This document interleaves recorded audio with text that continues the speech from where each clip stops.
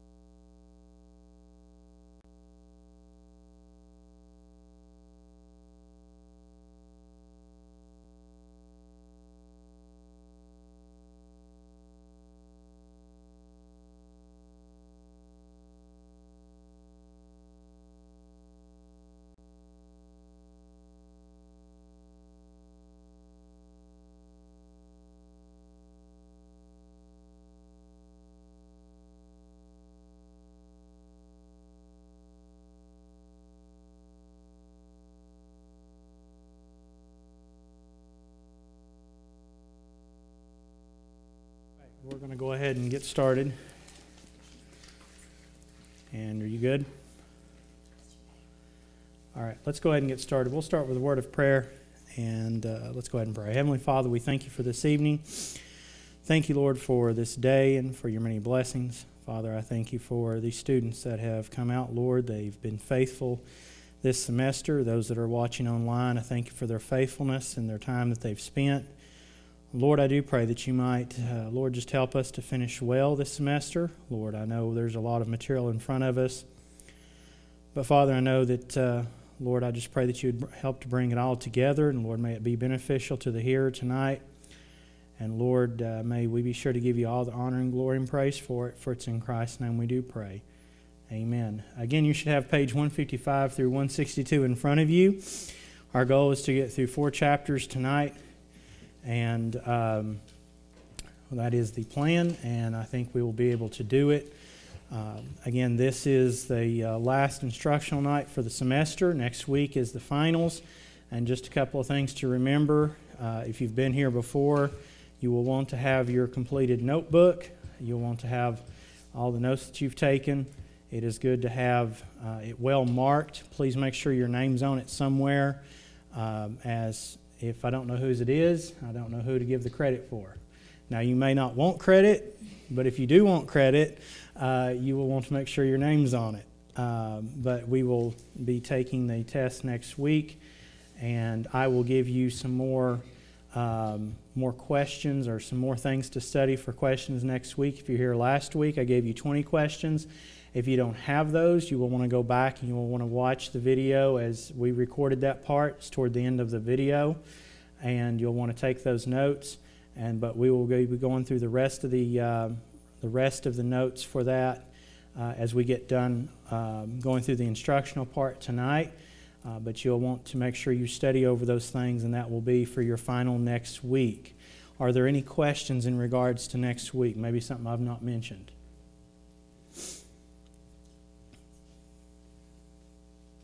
We will also be doing your memory verses. They'll do it like last time, and that is you will be writing those down.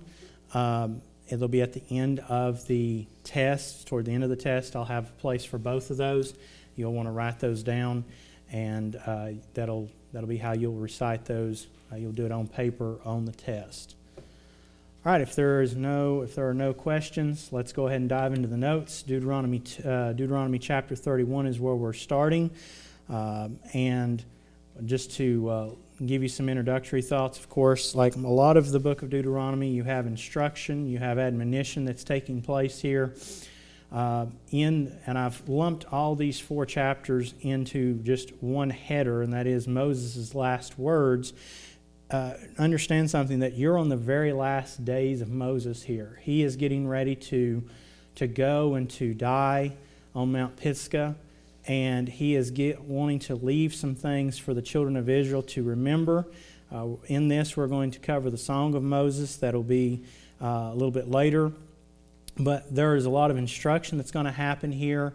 This song will be a testimony that we're going to be looking at here in a little bit against the children of Israel. So they'll remember what he has told them.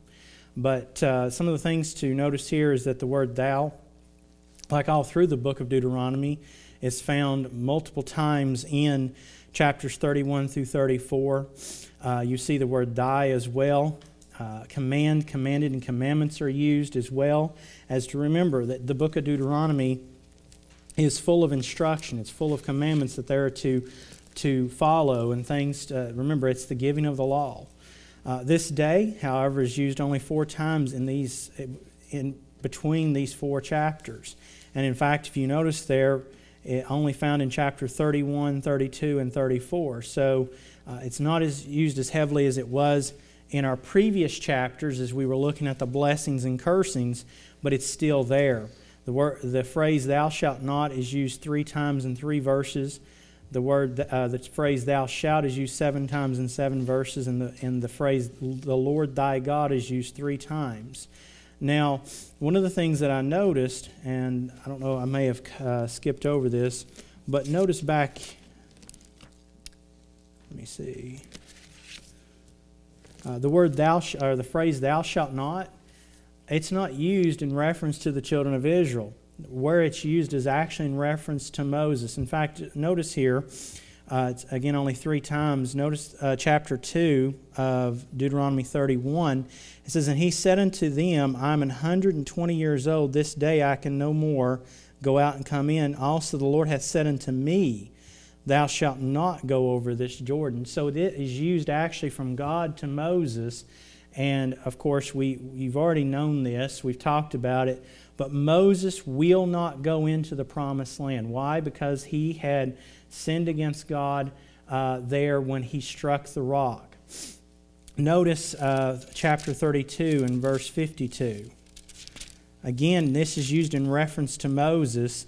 And it says, "Yet thou shalt see the land before thee, but thou shalt not go thither unto the land which I give the children of Israel." So again, this phrase is used in reference to Moses here. He says, you're going to see it, but you're not going into it. And of course, we'll look at that in just a little bit.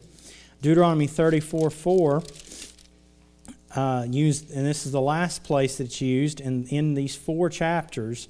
Verse 4, it says, "And the Lord said unto him, This is the land which I swear unto Abraham and to Isaac and to Jacob, saying, I will give it unto thy seed. I have caused thee to see it with thine eyes, but thou shalt not go over thither." So again, the Lord makes certain, Moses, you're not going into the land, but I've let you see it. I've let you look over into it, but you're not going in. And one of the things that I think that we ought to at least, and just if nothing else, we ought to see is that, what you do has an effect.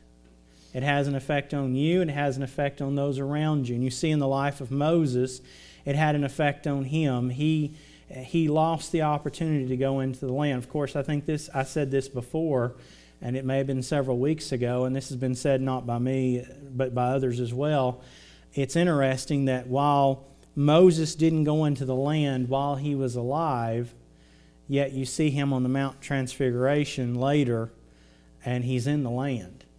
He's in the land there. And so the Lord still allowed him to be in the land, but not in his life. It was after his death, and he got to be there later and stand upon the Mount of Transfiguration with the Lord. And so the Lord still gave him that opportunity. It just wasn't when he thought it would be. And so we see the graciousness of God there. So Deuteronomy 31, let's go ahead and read the first 6 verses. Deuteronomy 31, verse number 1, it says, "And Moses went and spake these words unto all Israel, And he said unto them, I am 120 years old this day. I can no more go out and come in. Also the Lord hath said unto me, Thou shalt not go over this Jordan. The Lord thy God, He will go over before thee, and He will destroy these nations from before thee, and thou shalt possess them. And Joshua, he shall go over before thee, as the Lord hath said, and the Lord shall do unto them as He did to Sihon and to Og, kings of the Amorites, and unto the land of them whom He destroyed. And the Lord shall give them up before your face, that ye may do unto them according to all the commandments which I have commanded you. Be strong and of a good courage. Fear not, nor be afraid of them. For the Lord thy God, He it is that doth go with thee. He will not fail thee, nor forsake thee. So Moses here, he's making the final announcement. He's going into his last words, and he's telling the children of Israel, he says, look, I am not going to be able to go over into the land with you all, but here are some things that the last words that I want to say to you.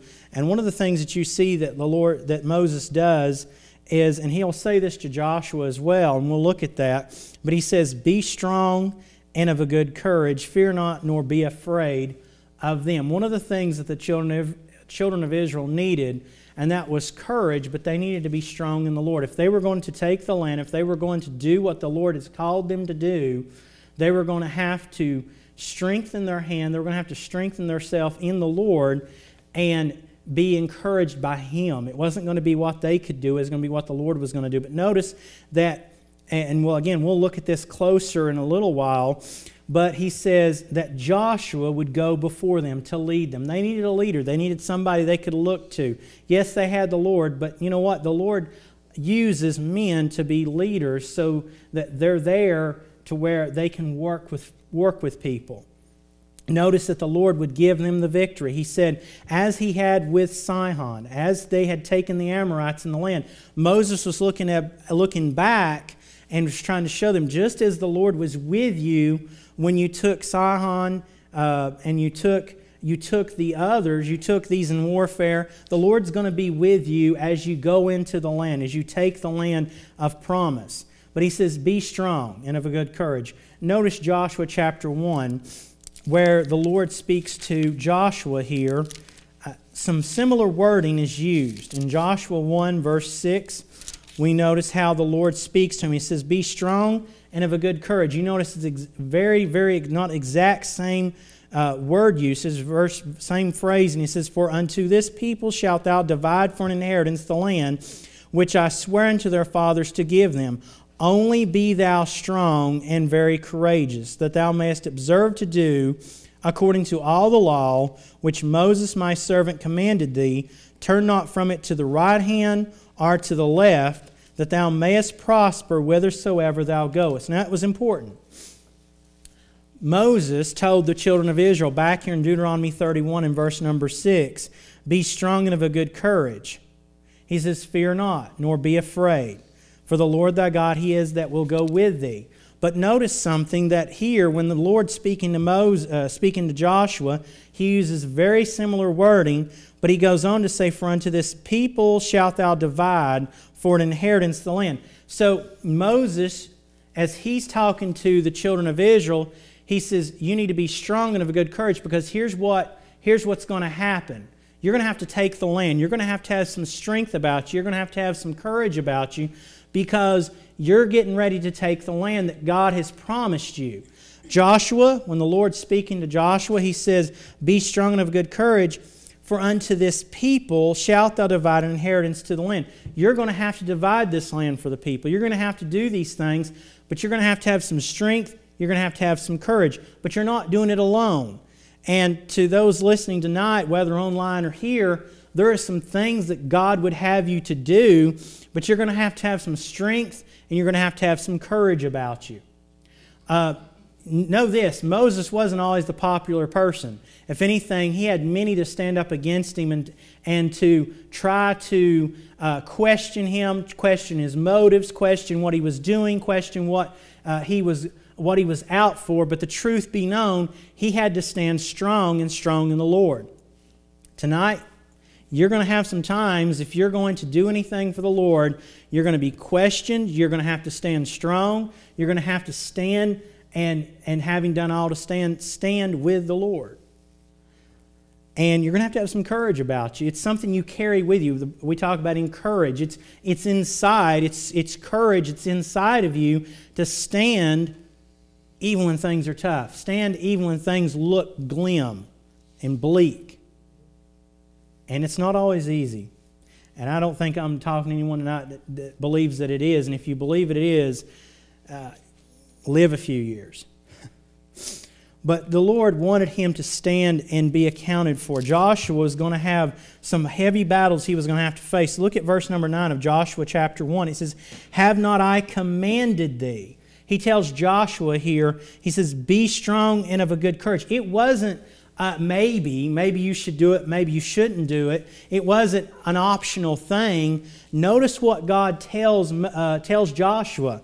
He says, "Have not I commanded thee?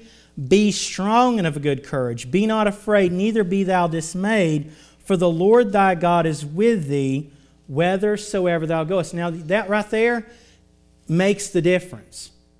It makes the difference whether you're able to stand or not. It makes the difference. You can have all the courage in the world, and if you're standing in your flesh, you're going to fall.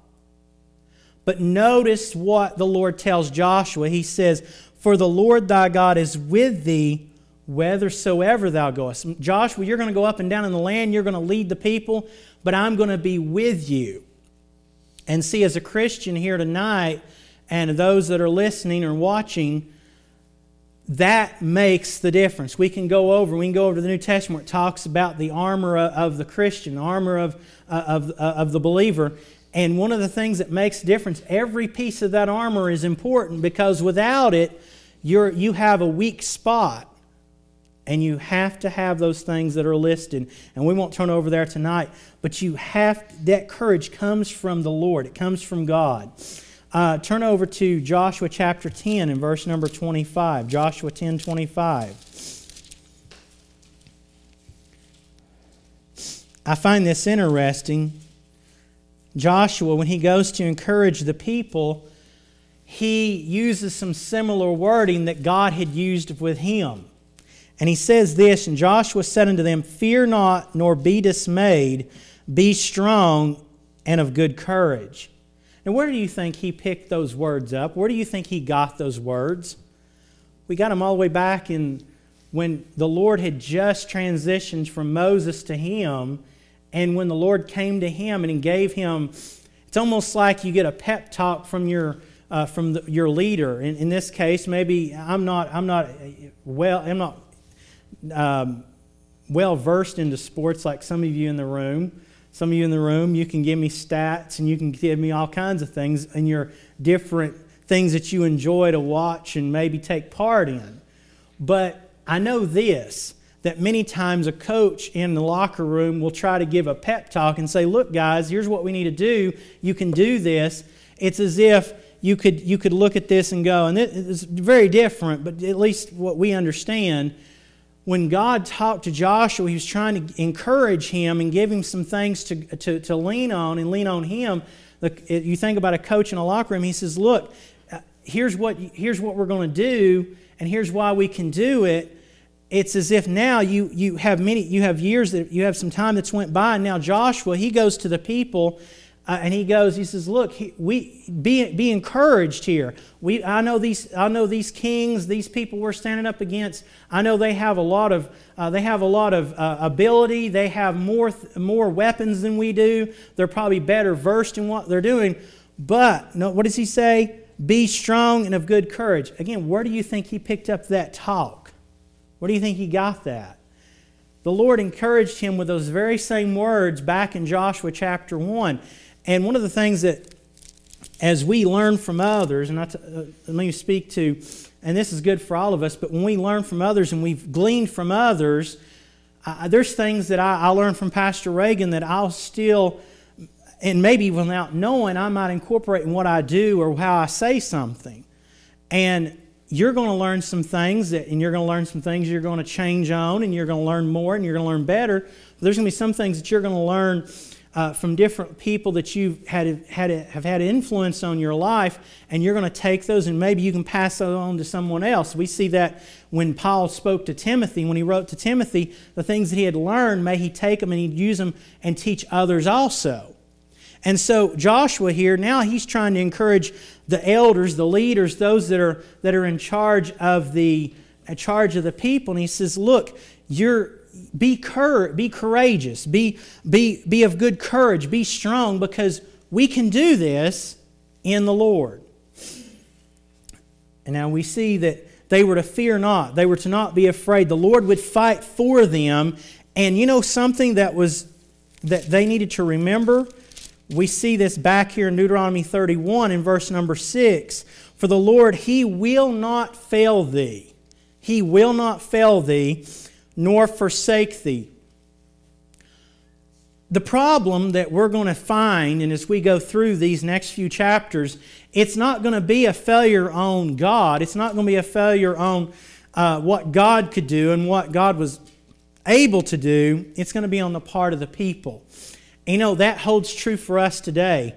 If we fail, it's not God's fault.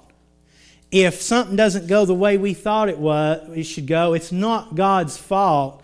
There's something else that's caused it. And so we see that it's God would not fail them and He wouldn't forsake them. Now I notice this, we look further, we read verses 7 and 8. It says in Moses, back in Deuteronomy 31, and Moses called unto Joshua and said unto him in the sight of all Israel, Be strong and of a good courage, for thou must go with this people unto the land which the Lord hath sworn unto their fathers to give them, and thou shalt cause them to inherit it. And the Lord He is that doth go before thee. He will be with thee. He will not fail thee nor forsake thee. Fear not, neither be dismayed.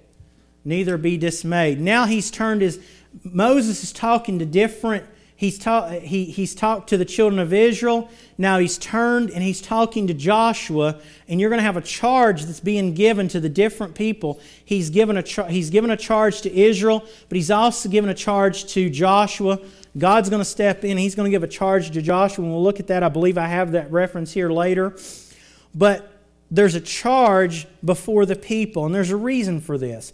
Look at Deuteronomy 34, and Deuteronomy 34 and verse number 9. Moses has charged the people. Now he's charging Joshua before the people. And I think I've alluded to this in the past and maybe even mentioned it, but I think while we're here, it's good to talk about. There's a reason why Moses would charge Joshua in front of the people. It was a confirmation that Joshua was their next leader. It was a confirmation that Joshua was the one chosen to take the lead of the people. And Moses was showing that, you know, what I'm about to do, the elders could see it. It wasn't done hidden in any way. It's now Moses is getting ready to die. Moses has told the people, God has told me I'm to die before that we get into the promised land. Joshua is your next leader. And in Deuteronomy 34:9, we see, and Joshua the son of Nun was full of the spirit of wisdom, for Moses had laid his hands upon him, and the children of Israel hearkened unto him and did as the Lord commanded Moses. Notice that they did as the Lord commanded Moses. They followed through with it. And so they understood Joshua's now going to be our leader. He's the one that we're going to look to for direction. Look to Numbers chapter 27. Numbers 27.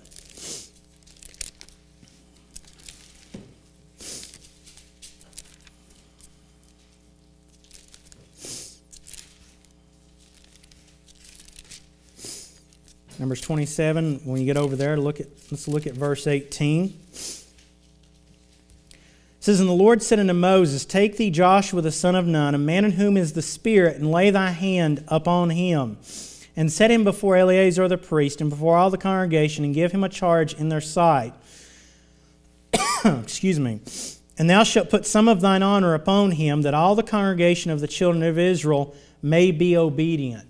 See, this is the reason why the Lord wanted Moses to do this in the sight of the people, was that, one, they would see that the honor that Moses had with the people. Yes, I know that there was rebellion, I know there was problems, but that they would know that Joshua was the one that was chosen to lead them. There was some honor put on him. There was some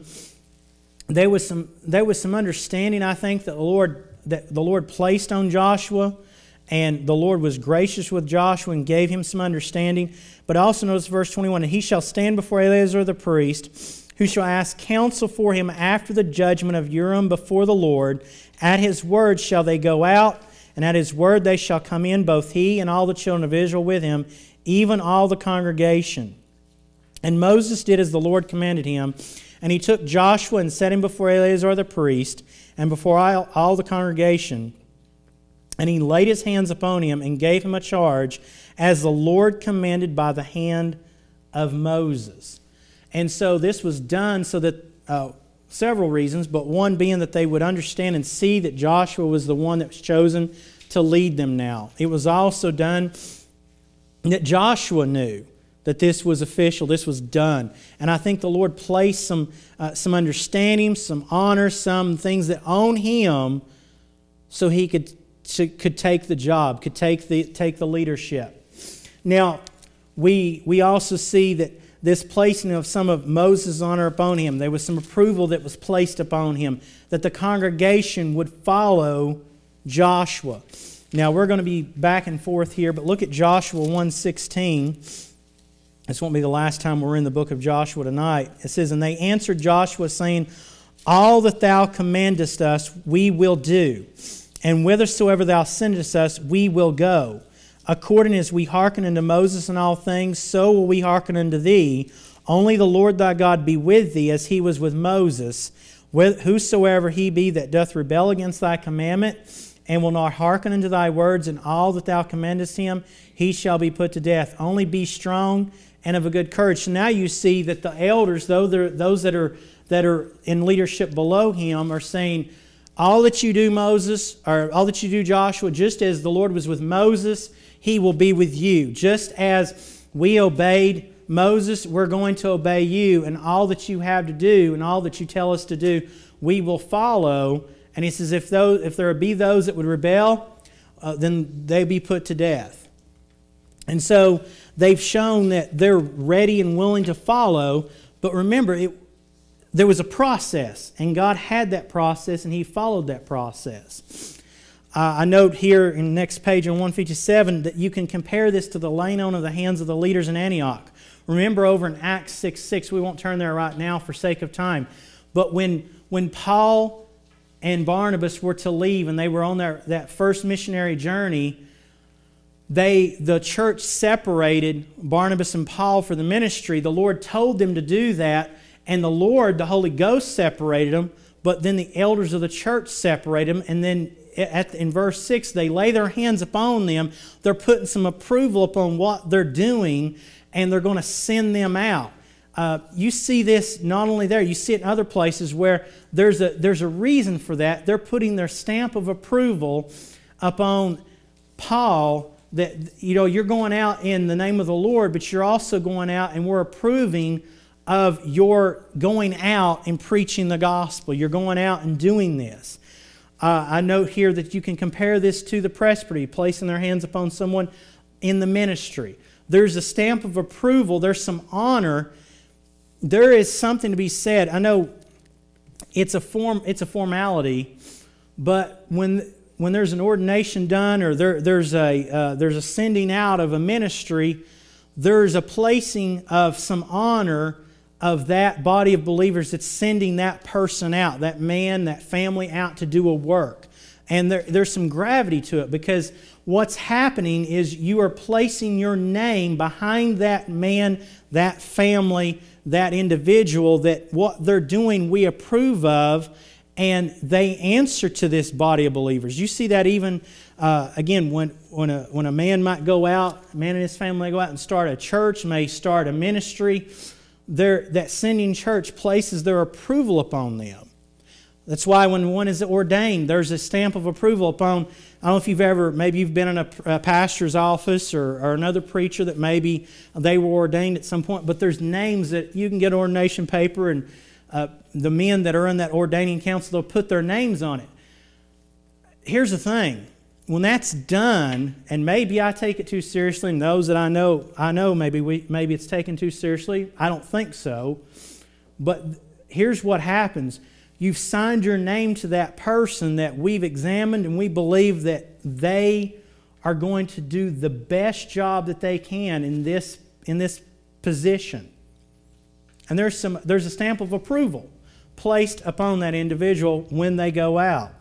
And that's why you see here Moses is placing his hands upon Joshua, and we see that the church there at Antioch, they placed their hands upon Paul and Barnabas to send them out. And then you see that done even with the presbytery. I think there's some other things that go on there, but I think there's a pattern for what we do today and the work that's done, and there is an approval placed upon that person. We look back here at Deuteronomy 31:8, and again, we've mentioned some of this, but we see that Moses tells Joshua to be strong and of good courage. The Lord would go before him. The Lord would be the one that would never fail or forsake. The Lord had went before Moses and the children of Israel in Exodus 13. So the Lord was going to go before Joshua as well. Let's go ahead and turn over to those passages there in Exodus. Look at Exodus 13. We'll turn to some of these. Exodus 13, look at verse number 21. It says, "And the Lord went before them by day in a pillar of a cloud to lead them the way, and by night in a pillar of fire to give them light to go by day and night. He took not away the pillar of cloud by day, nor the pillar of fire by night from before the people." See, the Lord was leading them. The Lord was the one that was leading, that was going before them. And as Moses was behind there, you have the people following Moses as Moses followed the Lord. That's even a pattern for today. In a body of believers, we follow the leadership, the pastor, and as long as he follows the Lord. And so you see a pattern even in the Old Testament of what the Lord did with Moses, and as he was following the Lord, and then the children of Israel were to follow Moses. The Lord had been with Moses. Look at Exodus 33. Exodus 33. 33:14. And this is a very quick, simple verse, but notice this. It says, "And he said, My presence shall go with thee, and I will give thee rest." And I will give thee rest. And the Lord, we see here that the Lord would talk with Moses. We remember this. We remember the different things, the different scenarios that Moses went through when he was faced with troubles from even Aaron and Miriam. That the Lord would talk face to face with Moses, and the Lord was leading Moses and leading him in the way. But the Lord had promised that not only as He was with Moses, He would be with Joshua, and so the Lord would be with him as well. Turn it back over to Deuteronomy 31 now, and let's read verses 9 through 13. 9 through 13. Verse number 9, it says, "And Moses wrote this law and delivered it unto the priests, the sons of Levi, which bear the ark of the covenant of the Lord, and unto all the elders of Israel. And Moses commanded them, saying, At the end of every 7 years, in the solemnity of the year of release, in the Feast of Tabernacles, when all Israel is come to appear before the Lord thy God in the place which He shall choose, thou shalt read this law before all Israel in their hearing. Gather the people together, men and women and children, and thy stranger that is within thy gates, that they may hear and that they may learn and fear the Lord your God, and observe to do all the words of this law, and that their children which have not known anything may hear and learn to fear the Lord your God, as long as ye live in the land whither ye go over Jordan to possess it." Now, we referenced this, I think it was last week, if not that, the week before, about how that the job of the Levites and then also we talked about this covenant that was being done, how that they were to rehearse this covenant, they were to rehearse the law for the children that had not heard yet. This covenant was with them and their children. But I want you to notice something here. He's given a charge to the children of Israel. He's given a charge to Joshua.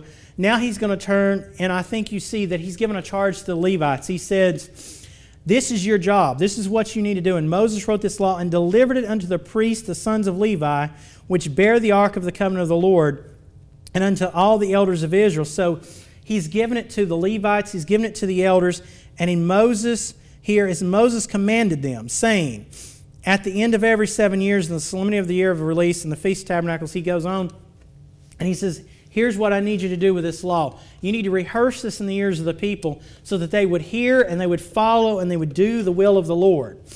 But notice that the Levites were to administer the law. That was their job. We notice here, look down to verse 24 of chapter 31 here. Verse 24, it says, and it came to pass when Moses had made an end of writing the words of this law in a book, until they were finished, that Moses commanded the Levites, which bear the ark of the covenant of the Lord, saying, take this book of the law and put it in the side of the ark of the covenant of the Lord your God, that it may be there for a witness against thee. A witness against thee. Well, they were the ones that were going to see it. Notice where they put it. It wasn't that the children of Israel would see it. It was that they would see it. You know what? Just as we see, and we've seen how that when they were to go over Jordan, there was to be stones erected so that they might remember. There was a memorial set up. You see, even when they get into the land, there's another memorial and another memorial, that they might remember the words of the law. When they get there to Shechem, they're there at Mount Gerizim and Mount Ebal. They set up the stones, and they write up on a stone all the law, and they were supposed to remember, and they were to remember the words of the law. It was a memorial. Now you see that Moses is writing the law here, and he puts it there at the ark. They're the ones that would see this. They're close to it. They're around it. They would see it. And I think there's a reason for that. It's to remember what you're supposed to do, to follow this, to live by it. Remember, we talked about the Levites, how that they were to be an example. They were to be an example of the believer. They were to be an example before the children of Israel. They were to administer the sacrifices and do the work and to be there and to judge even. And they were to remember the words of God. They were to administer the law. They were to read the law even, we see here. Look at Malachi chapter 2.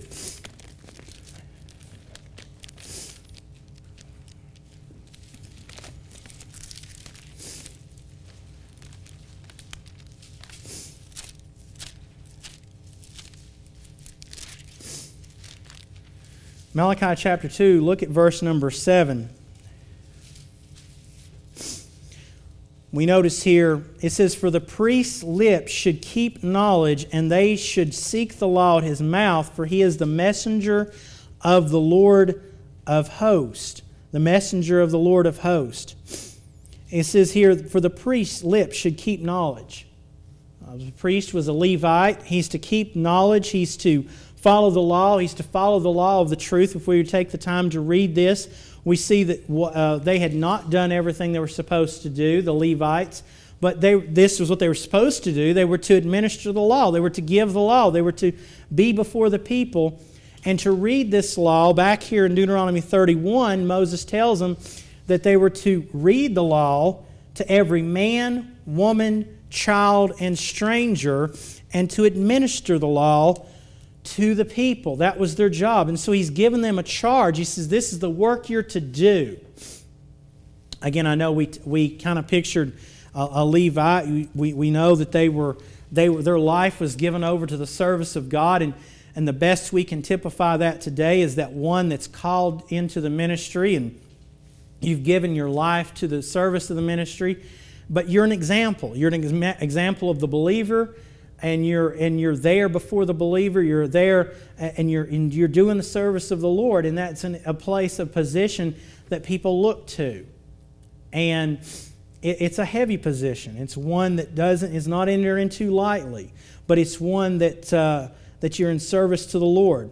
But notice here that the Levites, he charges the Levites that the people might learn to fear the Lord God. That was the job for them. Those that had not known anything even. You notice here back here in verse number 12 and 13, he says, and that their children which have not known anything may hear, back here in Deuteronomy 31, and learn to fear the Lord your God as long as ye live in the land, whither ye go over Jordan to possess it. This law was to be read, and it was to be read so that even those that had not known anything, that is the children, that they would know, and they would hear it, and would learn it, and they would follow it. And so the Lord gives him this charge. Now, we also see something else, and we see here in Deuteronomy 31 in verse number, and we'll just read verse number 23 here. Or excuse me, verse number 14. Verse number 14, it says, And the Lord said unto Moses, Behold, thy days approach that thou must die. Call Joshua and present yourselves in the tabernacle of the congregation, that I may give him a charge. And Moses and Joshua went and presented themselves in the tabernacle of the congregation. And the Lord appeared in the tabernacle in a pillar of a cloud, and the pillar of the cloud stood over the door of the tabernacle. And the Lord said unto Moses, Behold, thou shalt sleep with thy fathers, and this people will rise up and go a-whoring after the gods of the strangers of the land, whither they go to be among them, and will forsake me and break my covenant which I have made with them. Then my anger shall be kindled against them in that day, and I will forsake them, and I will hide my face from them, and they shall be devoured, and many evils and troubles shall befall them, so that they will say in that day, Are not these evils come upon us, because our God is not among us? And I will surely hide my face in that day for all the evils which they shall have wrought, in that they are turned unto other gods. Now therefore write ye this song for you, and teach it to the children of Israel. Put it in their mouths, that this song may be a witness for me against the children of Israel. For when I shall have brought them into the land which I swear unto their fathers, that floweth with milk and honey, and they shall have eaten, and when they have eaten and filled themselves and waxen fat, then will they turn unto other gods and serve them and provoke me and break my covenant. And it shall come to pass, when many evils and troubles are befallen them, that this song shall testify against them as a witness, for it shall not be forgotten out of the mouths of their seed, for I know their imagination which they go about, even now, before I have brought them into the land which I swear. Moses therefore wrote this song the same day, and taught it to the children of Israel. Now, the Lord calls Moses to write this song. We notice that the moment, the timing to pass the leadership from Moses to Joshua, he's to write this song for the children of Israel. We won't read it. We'll read it here in a little bit, but I noted it here in Deuteronomy 32. We'll look at the song here in a little while. But it's to be taught unto the children of Israel, that it might testify against them. Notice I've not gone into detail about his comments about how they're going to turn their backs on him, because we're going to talk about that further in a little bit. But they will. God knows that they're going to do this, that they're going to turn themselves away from him. And notice even what he says here. In verse 21, he says, For I know their imagination which they go about even now, before I have brought them into the land which I swear. The Lord knew their hearts. The Lord knew where their heart was at. But the Lord had made a promise. And you know what? They still had a free will. They still had a choice. They still had an ability to make a difference in their lives.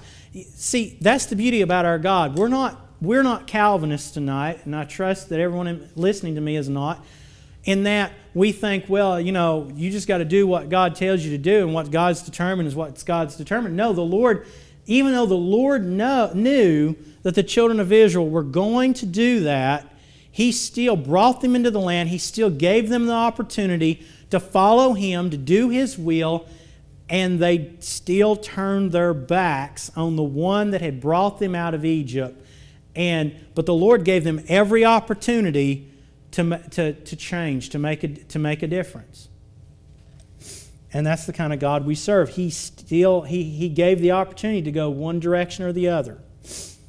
Verse 23, we see that Moses here, and he gave Joshua the son of Nun a charge and said, Be strong and of good courage, for thou shalt bring the children of Israel into the land which I swear unto them, and I will be with thee. The Lord had promised, I will be with thee, Joshua.